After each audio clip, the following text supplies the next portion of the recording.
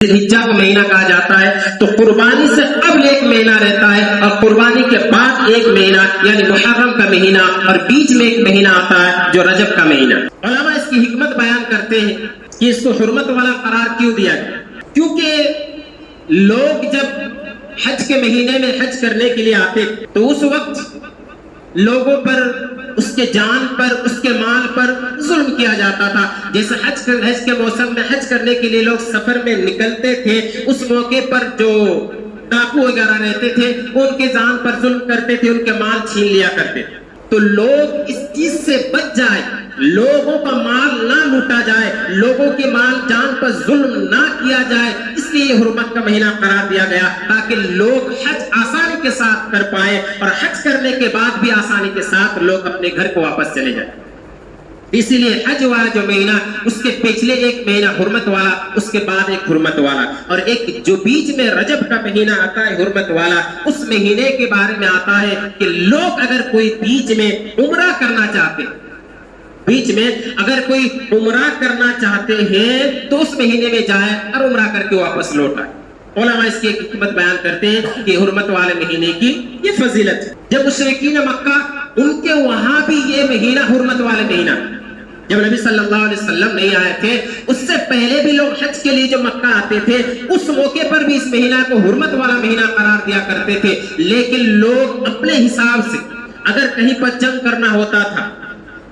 تو حرمت والا جو مہینہ رہتا تھا اس کو آگے دھکیل دیتے تھے یا پھر پیچھے لے جاتے تھے کہ اس حرمت والے مہینے کو ہم لوگ پیچھے لے جا رہے ہیں، آئندہ سال حرمت والا مہینہ قرار دیں گے یا حرمت والا مہینہ پر عمل کریں گے۔ سامنے جو حرمت والا مہینہ آ رہا ہے اس کو حرمت والا مہینہ تسلیم کرنے کے لیے ہم تیار نہیں ہیں کیونکہ ہمیں جنگ کرنی۔ لیکن نبی کریم صلی اللہ علیہ وسلم حجۃ الوداع کے اندر جب سارے لوگ جمع ہوئے، اس وقت نبی کریم صلی اللہ علیہ وسلم نے فرمایا کہ دنیا پھر سے لوٹ کر اسی جگہ پر آ گئی جس جگہ پر رب العالمین نے زمین و آسمان کو پیدا کیا تھا۔ یعنی جب رب العالمین نے زمین و آسمان کو پیدا کیا تھا اس وقت مہینے کی گنتی 12 رکھے تھے اور اسی میں سے 4 حرمت والا مہینہ قرار دیا تھا، لیکن مشرکین مکہ نے اپنی مفاد کے لیے، اپنے فائدے کے لیے حرمت والا مہینے کو پیچھے دھکیل دیا، کسی کو آگے دھکیل دیا۔ لیکن جب نبی کریم صلی اللہ علیہ وسلم پر وحی آئی، اسلام پھیلا، اسلام پھیلنے کے بعد نبی صلی اللہ علیہ وسلم نے اعلان کر دیا کہ پھر سے وہی دن، وہی مہینہ حرمت والے رہیں گے جب زمین و آسمان کو رب العالمین نے پیدا کیا تھا، اور اس موقع پر کہا تھا اور مہینے کی گنتی وہی رہے گی جب اللہ تبارک و تعالیٰ نے زمین و آسمان کو پیدا کرنے کے بعد فرمایا تھا کہ حرمت والے مہینے کی گنتی 12۔ اس مہینے کی جو گنتی ہے 12 یا مہینے کی گنتی جو 12، اس کے پیچھے بھی ایک تاریخی واقعات جڑے ہوئے، جیسے کہ دیگر مذاہب کا طرف جائیں گے، جیسے کہ عام طور پر پوری دنیا عیسوی کیلنڈر کو فالو کرتی ہے، جو 2026 سے آج تاریخ 25 سے 26 جون، پوری دنیا اس کو فالو کرتی۔ تو یہ عیسیٰ علیہ السلام سے جڑی ہوئی ایک کیلنڈر ہے، اور اس کیلنڈر کے اندر آپ جائیں گے تو عیسائیوں کے مذاہب کے اندر بہت ساری شرعی حکم ان کے وہاں جو پائی جاتی ہے اس کیلنڈر سے جڑی ہوئی، جیسے آپ مدرس ڈے، فادرس ڈے اور بھی بہت سارے ڈیز ہوتے ہیں جو ہر مہینہ کے اندر ایک آدھ آتے رہتے، تو ان کے یہ کیلنڈر اپنا خود کا کیلنڈر ہے، اور خود کے کیلنڈر میں اس کا اپنی مذاہب جو ریلیجن ہے، یعنی اپنا جو اس کے جو مذہب ہے، اس کا جو قوانین ہے اس سے جڑی ہوئی۔ لیکن نبی صلی اللہ علیہ وسلم جب دنیا سے گزر گئے، حضرت ابو بکر بھی گزر گئے، تو جب عمر فاروق رضی اللہ عنہ کا دور آئے، اس موقع پر حضرت عمر فاروق رضی اللہ عنہ فرمانے لگے کہ لوگ اپنا اپنا کیلنڈر بنا چکے ہیں، اپنے اپنے مذہب کے لوگ اپنا اپنا کیلنڈر فالو کرتے ہیں، ہمارا بھی ایک کیلنڈر ہونا چاہیے، ہم کسی دوسرے کے کیلنڈر کے مطابق اپنی اس اسلام کو آگے نہیں جانے دیں، ہمارا بھی خود کا ایک کیلنڈر ہونی چاہیے، خود کی ایک پہچان ہونی چاہیے۔ تو اس موقع پر عمر فاروق رضی اللہ عنہ نے تمام صحابہ کرام کو جو وہاں پر موجود تھے سب کو جمع کی، اور جمع کرنے کے بعد کہا کہ ہمارے خود کا کیلنڈر بناؤ۔ صحابہ کرام سب اپنی اپنی رائے دینے لگے کہ ہمارا کیلنڈر، کوئی کہنے لگے جنگ بدر کے حساب سے رہیں گے، اس سے جڑی ہوئی رہے گی، کوئی اور دیگر جس کے جو خیالات میں آئے اپنا خیالات ظاہر کیے، اظہار کیے، کسی کا پسند نہیں آیا۔ آخر کار عمر فاروق نے یہ بات طے کی کہ ہمارا جو کیلنڈر ہوگا وہ ہجرت کے ساتھ جڑا ہوا رہے، ہمارا کیلنڈر ہجری کیلنڈر ہو، اسی کے مطابق اس کیلنڈر کا آغاز کیا گیا۔ اور اسلامی واقعات اب تاریخ پڑھتے جائیں گے تو آپ کو پتا چلے گا کہ سن 1 ہجری میں یہ جنگ عمل میں آیا، سن 2 ہجری میں یہ فرض ہوا، سن 3 ہجری میں یہ فرض ہوا۔ تو یہ کیلنڈر اسی وقت حضرت عمر فاروق رضی اللہ عنہ نے بنائی تھی، اور اسی وقت سے یہ تاریخی واقعات جڑے ہوئے، اور آج تک 1448 ہجری ہو چکے، جو نبی صلی اللہ علیہ وسلم 1400 سال تقریباً ہو چکے، جو نبی کریم صلی اللہ علیہ وسلم گزر چکے ہیں۔ اس موقع پر یہ کیلنڈر بنا تھا، اور انشاءاللہ یہ کیلنڈر آگے بھی جاری رہے گا۔ تو سب کا ایک مذاہب تاریخ کیلنڈر ہوتا تھا، عمر فاروق نے بھی خود کا ایک کیلنڈر بنایا، اور اس کیلنڈر کے حساب سے آج محرم کا مہینہ جو ہے وہ 1448 ہجری کا پہلا مہینہ کہا جاتا ہے۔ آپ ایک چیز دیکھیں گے کہ ہمارے سماج کے اندر ایک جو برائی پائی جاتی ہے، وہ برائی یہ ہے کہ جیسے کہ ہر موسم میں رمضان کے موقع پر رمضان کے جو فضیلت ہے وہ بیان کیے جاتے ہیں، قربانی کے موقع پر قربانی کی فضیلت بیان کی جاتی ہے، محرم کے مہینے میں محرم کی فضیلت بیان کی جاتی ہے۔ ہر سال کئی لوگ ایسے ہوں گے کہ ہر سال ایک ہی خطبہ، ایک ہی خطیب، ایک ہی وعظ و نصیحت سنتے ہوئے آ رہے ہیں،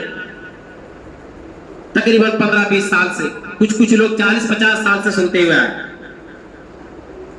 لیکن کچھ ایسے بھی نوجوان ہوتے ہیں جو نئی نسل کے ہوتے ہیں، ان کے لیے نئی تقریر ہوتی، نئی پیغام ہوتی، اور یہ پیغام ان تک پہنچانا ضروری ہوتا، کیونکہ جو نئی نسل، نئی پیڑھی کے لوگ رہتے، ان کے اندر ایک نئی خیالات ہوتی،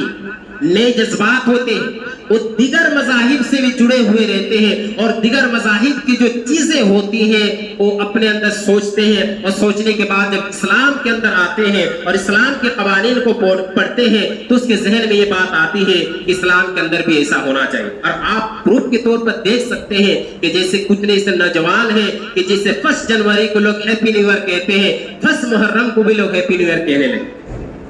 کیونکہ وہ اپنے اس کے وہاں وہ کیلنڈر موجود ہے، ہمارے یہاں کیلنڈر موجود ہے، ان کے وہاں وہ نیا سال ہے، ہمارے یہ نیا سال، وہ ان کے موقع پر ہیپی نیو ایئر کہتے ہیں، ہم اپنے سال میں اپنے مہینے میں ہیپی نیو ایئر کہیں۔ لیکن یاد رکھیے اللہ کے نبی صلی اللہ علیہ وسلم فرماتے ہیں من تشبہ بقوم فہو منہم، جو جس قوم کی مشابہت اختیار کرتا ہے اسی میں سے۔ نبی صلی اللہ علیہ وسلم نے ہمیں اس بات کی تعلیم نہیں دی ہے کہ لوگ جو کرے وہ تم بھی کرو، دیگر مذاہب جو عمل کرتے تم بھی کرو، جیسا کہ دیگر مذاہب کے اندر رد و بدل، تبدیلیاں وقتاً فوقتاً زمانے کے طور پر ہوتے رہتا ہے، لیکن یہ شریعت قدرتی قانون، اسلام کا جو قانون ہے قدرتی قانون ہے۔ قدرتی قانون ہونے کی وجہ سے 1450 سال پہلے جس طرح ہو بہو نازل ہوا تھا، ہو بہو آج ہم تک اسی طرح پہنچا ہے، اور اس کی اہم مثال یہی ہے کہ یہ قدرتی نظام کہ جیسے جب سے آم کا پیڑ زمین پر آیا ہے اس وقت سے آم کے پیڑ میں آم ہوتا ہے، انگور کے پیڑ میں انگور ہوتا ہے، سورج مغرب سے نکل کر مغرب سے نکل کر پورب سے نکل کر پشچم میں جاتی ہے، یہ قدرتی نظام ہے۔ اسی طرح شریعت بھی قدرتی نظام ہے، آم کے پیڑ میں انگور نہیں ہو سکتا، امرود کے پیڑ میں سیب نہیں پھل سکتا، اسی طرح شریعت کا جو اصول ہے قدرتی نظام، چاہے زمانہ کتنا بدل جائے، لوگ کتنا بدل جائے، لیکن شریعت کا جو اصول ہے وہ اصول ڈٹ کر رہے گا اور قیامت تک ڈٹ کر رہے گا، اور جب قیامت آ جائے گی یہ شریعت بھی چلی جائے گی اور لوگ بھی ختم ہو جائے گا، لیکن یہ شریعت بدلے گی۔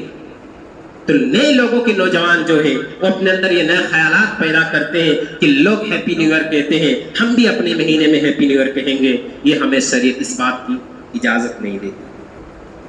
اس مہینے سے ایک اہم واقعات جو جڑے ہوئے ہیں، جو عاشورہ کا روزہ جو نبی صلی اللہ علیہ وسلم جب مکہ میں تھے تو مشرکین مکہ بھی عاشورہ کا روزہ رکھا کرتے 10 محرم کو. آج جو تاریخ ہے 10 محرم، اس دن نبی کریم صلی اللہ علیہ وسلم مکہ میں اسلام آنے سے قبل بھی مشرکین مکہ کے ساتھ یہ روزہ رکھا کرتے تھے. بہت سارے سے نبی کریم صلی اللہ علیہ وسلم ان کے ساتھ بہت سارے سے عمل کرتے تھے جن کا شرک سے کوئی تعلق نہیں رہتا یا پھر شریعت کے اندر کوئی چیز ٹکراتی نہیں. نبی کریم صلی اللہ علیہ وسلم اس عمل کا انجام دیتے تھے. تو مشرکین مکہ کے ساتھ بھی نبی کریم صلی اللہ علیہ وسلم اس روزہ کو رکھا کرتے تھے. لیکن جب مشرکین مکہ کے نبی کریم صلی اللہ علیہ وسلم مکہ سے مدینہ ہجرت کر کے آئے، مدینہ ہجرت کر کے آنے کے بعد تقریباً سن 1 ہجری میں جب نبی صلی اللہ علیہ وسلم ربیع الاول کے مہینہ میں مدینہ ہجرت کر کے آئے، اس موقع پر جب محرم کا مہینہ آیا تو آنے کے بعد دیکھتے ہیں کہ یہود بھی اس دن روزہ رکھتے. ادھر تو مشرکین مکہ رکھتے تھے، یہاں آنے کے بعد یہود بھی روزہ رکھتے. اس تاریخ کو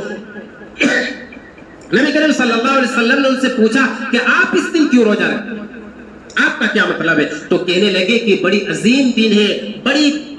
بڑا دن ہے یہ. اس دن حضرت موسیٰ علیہ السلام کو اور بنی اسرائیل کو رب العالمین نے فرعون کے ظلم و ستم سے نجات دی تھی اور فرعون کو غرق کیا تھا. اس خوشی میں موسیٰ علیہ السلام اور اس کی قوم نے روزہ رکھے تھے. اسی بنیاد پر آج ہم بھی اس دن روزہ رکھتے ہیں. نبی کریم صلی اللہ علیہ وسلم نے فرمایا کہ موسیٰ تو تم سے زیادہ ہمارا قریبی ہے، موسیٰ تم سے زیادہ تو ہمارا قریبی ہے، ہم اس دن روزہ رکھیں گے. موسیٰ علیہ السلام نے خود روزہ رکھا. اللہ کے نبی صلی اللہ علیہ وسلم نے خود روزہ رکھا اور رکھنے کے بعد لوگوں کو حکم دیا کہ تم بھی روزہ رکھو. اس دن 10 محرم تم بھی روزہ رکھو. اور اس کے بعد ایک صحابی کو گھڑ سوار پر بھیجا اور جا کر اعلان کرنے کے لیے کہا کہ جاؤ اور مدینہ کے گلیوں میں اعلان کر دو، آج جس نے صبح سے جس نے کھا پی نہیں لیا، جس نے کچھ نہیں کھایا، وہ اپنے روزہ رکھے اور اس دن پورا دن کھانے پینے سے رکا رہے. اور جس نے صبح کھا پی لیا ہے وہ باقی دن کھانا پینا چھوڑ دے اور اس دن پورا روزہ کو مکمل کرے، یعنی روزہ رکھے. گویا اس سے پتہ چلتا ہے کہ اس موقع پر نبی کریم صلی اللہ علیہ وسلم کا جو یہ حکم آتا ہے، علماء بتاتے ہیں کہ حکم سے مراد اس موقع پر یہ روزہ فرض ہو چکا تھا. لوگوں پر رکھنا عاشورہ کا روزہ فرض تھا، ضروری تھا. اگر کوئی جان بوجھ کر چھوڑتا تو گناہگار ہوتا. تو چنانچہ نبی کریم صلی اللہ علیہ وسلم نے اس دن روزہ رکھا اور لوگوں کو بھی روزہ رکھنے کے لیے کہا گیا. یہاں پر ایک مسئلہ یاد رکھیے،